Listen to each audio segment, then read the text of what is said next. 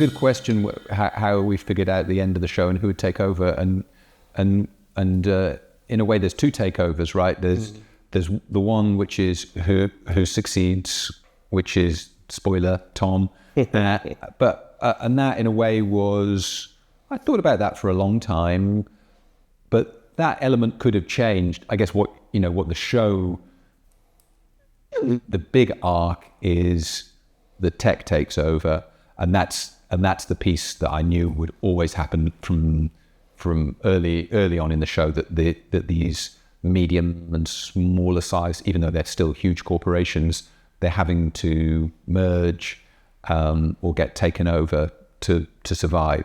So I guess that I always knew that takeover would take place. Tom, as the winner, I'd started thinking in season 2, oh wow, he's that kind of grey middle management guy who will work and work and work and is very amenable to power and can flatter and say the right thing to the big boss. They are often the sort of person who rise up in an organization in a time of crisis. So yeah, both things had been there from quite early on. It's interesting what you say about the millennial generation of the kids, which is definitely the generation they're part of. It wasn't conscious on my part to be suggesting that generation either lacks qualities or has qualities particular to their generation. I hadn't realized that. There are a lot of people of that generation in the writer's room, and either directly or indirectly, maybe some of that feeling infused what we did. I think it's more of a portrait of a class, really, more than of a generation. But I always feel very strongly, right? You as a writer, showrunner, there's tons of things you're putting into the show, ideas you want to have in the show. And there's also a ton of stuff that you don't realize is in the show, and that other people look and go, oh, this is a show about the failure of millennials to step up to the plate. And I think it's a perfectly valid way of looking at it. It's not one that I'd thought of, and it's not one that we talked a lot about in the writer's room.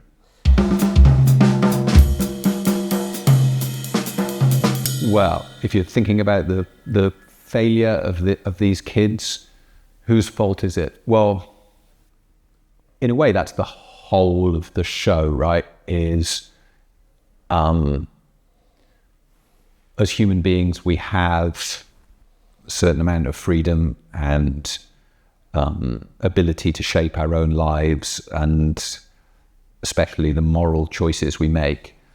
And yet, we make them in a framework of society, and in particular, of the values we've been given by usually our parents, by society and by our parents, or the family situation we've grown up in. And I guess the question that the show is interested in is really how much freedom do you have if you were born a prince or a princess in a royal family. It's very rare for those people to renounce the crown and say, oh, let's have a republic.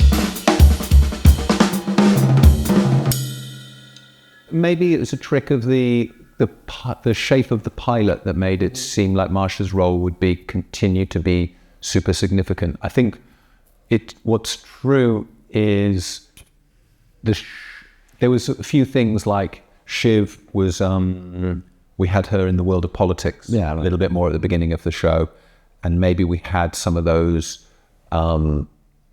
maybe sort of slightly more soap family shapes of stories. And what we found as we went on was that the heat of the show, like the core interest of the show, is this media power and the father's media power, and anything that got a little bit far away from that, like Shiv's political career and like Marsha on the trust, because she doesn't have a actual job in the company, is hard to fit in.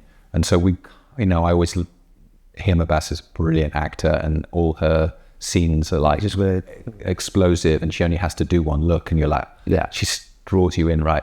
So I would like to have had more stuff for her, and I would like to have done a little bit more politics. But the show has this magnetic core or sun at the middle of it, and the gravitation makes things move around it. And a bit like you say with your organic observation, you know, the show has a sort of logic which makes its own shapes. We always had the writing room in London. It was made in America with an American crew, some American writers and lots of American executives, executive producers on the show. So it's a very American show, but I'm British, I have British sensibility. I come out of British comedy background, and it's not bad for a satire to have a cooler look at its subject, and a little bit of distance is helpful for that. So I think it was good that we had a writer's room in London. I think it's good that there were a number of British people. Maybe it's good that in a certain way, I didn't know what I was doing. You know, I was a new showrunner who'd never done a show at that level, and I didn't know the rules of American TV as well as some showrunners. And sometimes that probably led to me getting myself into narrative problems, or not being as slick, structurally aware as a showrunner who'd grown up in the American system might be. But you also get some benefits from being a newcomer, and you try things and do things that an older hand wouldn't do. You can have some benefits. I don't know. Who knows? Who knows why? And you know, we had a nice big audience in Barcelona to come and watch. And the questions afterwards, people have a lot of different reactions to it, don't they? Maybe people like, I know some people say they like seeing this rich family is also unhappy, and that they have their family problems like other families. I don't feel that that's something we put strongly into the show, like you should feel morally superior. My feeling is, if any of us were born into that family, how different would we be if you grow up with those values, with that money, with those opportunities? I think it's hard. It's a very courageous and extraordinary person who is able to act against the values that they've been brought up within. So I think it feels more like a trap or a cage that they're born into, even though it's a very gilded cage with very beautiful opportunities all around them. Well, that's one of those areas in TV you have control. You get pitches for it. So that wasn't my idea. Once you have seen the pitch and the idea, you then work with the creators of the sequence to finesse it, change it, alter it. But that's sort of like their pitch, their vision, and I loved it. I love that sense of the history, and also it has like this broken connectedness to the show, because it's not the characters, they're not wearing the right clothes, or they're not the right ages to be literally our characters, but you feel they have a relationship to it. And I like that wonky connection, and I like the sense of history, and the sense that, you know, there's the film stock is from different eras, so you get this sense of the continuity of power and wealth and the repetition. Yeah, exactly. So I can't take much credit for it, except saying, yeah, that's the one amongst the different options we had, of like, that's the one we should go with. And then we worked on it together, and also it works so well with, you know, one of the most lucky collaborations of the whole show is with Nick Britell. That was more McKay, who shot the pilot, who, I think when I wrote the scripts, and there's script books now, you can see in the first series at least, I used to put a few, you know, so-called needle drop moments of songs to play. But McKay introduced me to Nick Britell and said, no, look, this should be scored. And you know, the score is, it just adds such a fantastic layer that we took all those needle drops out and just have score all the way through. I think once you have it in your mind, you realize you are a fan of Succession. It's like at the third episode or whatever, like you are home and you start, now I know I love the show. That's a good test. It was one of the writers in the room. I knew someone with the name, and when we were trying to think of, you know, my sense of Tom is like a slightly,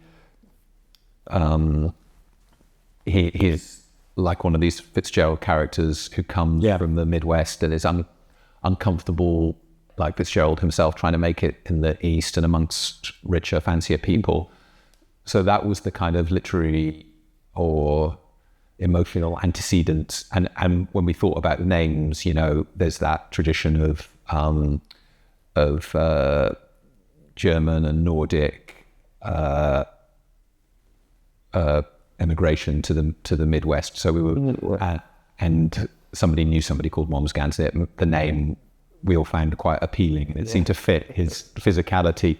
So it was a suggestion, and he does have some sort of.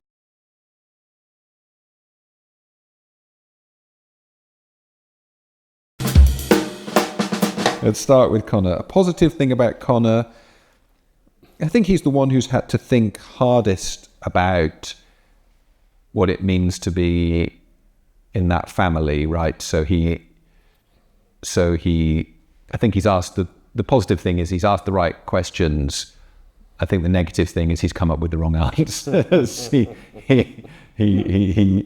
seen that he's grown up in a very particular position with a certain amount of privileges, but he's wrongly felt that he's got abilities of his own. So that's his positive and negative. Shiv, positive and a negative about Shiv. What would we say? Or maybe we'll go in age order. Kendall, I feel very warm towards all of them in a funny way. You have to as a writer. So when I think about Kendall, I think of, what do I think about a positive and a negative about Kendall? He's got this tremendous drive, I guess. He's very human in that he's got a lot of, obviously he's a human being, but again, maybe he's a bit of a writer in him, in that he has this tremendous sort of self-belief, but then he also has a terrible self-doubt that it's covering up, right? And it's something I guess we know from creative endeavor of like, you have to have a lot of hope and belief, but normally people are suffering a lot of doubt as well.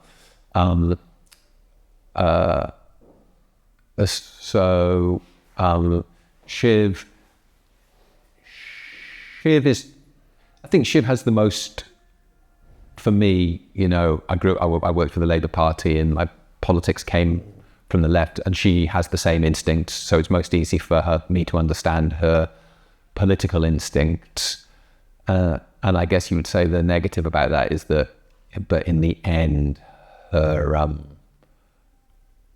relationship to power and the family is more important to her than those instincts. Roman maybe seems like the one who you'd most like to go for a drink with in a bar, right? He seems totally. He's the most easy company, but his attitudes actually are pretty disgusting. He's maybe the guy who you think you want to go to the bar with, and about halfway through the evening, when you've had a few drinks, you start to feel very grubby. It's like this guy. He's not just making these kind of sly jokes. He's got quite a dark heart. So yeah.